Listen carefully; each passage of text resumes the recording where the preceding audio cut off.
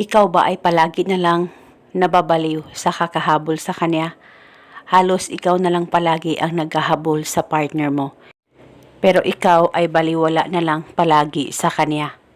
Gusto mo ba na mabaliktad yung sitwasyon na siya na naman ang mababaliw sa kakahabol sa'yo, malayo o malapit man kayong dalawa sa isa't isa?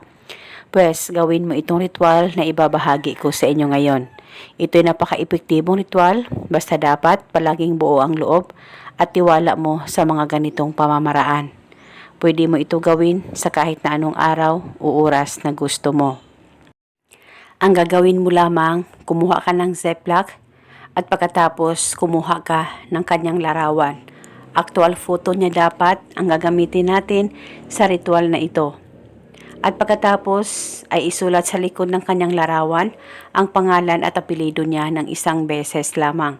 At pagkatapos ay pahiran mo lamang ng kaunting laway mo ang larawan niya. At sabay mong banggitin, ikaw na naman ang mababaliw sa kakahabol sa akin. Ibulong mo lamang ito ng 3 beses.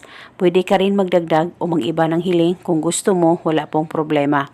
At pagkatapos mo nang mapahiran ng laway mo ang kanyang larawan, ay ilagay itong larawan niya sa Ziploc at dalhin ito kahit saan ka man magpunta. At paniguradong siya na naman ang mababaliw sa kakahabol sa iyo. At sa tuwing ikaw ay matutulog, ilagay ito sa unan mo at uunanan mo ito gabi-gabi. At kung nararamdaman mo na siya na naman ang naghahabol sa iyo, ay pwede mo pa rin ipagpatuloy ang ritual, depende po sa inyo. Basta pwedeng dalhin itong ritual o ilagay sa unan mo hanggang kailan mo gusto. At paniguradong makakatulong ito sa relasyon ninyong dalawa ng partner mo upang patuloy ang pagmamahalan at ang relasyon ninyong dalawa ng partner mo.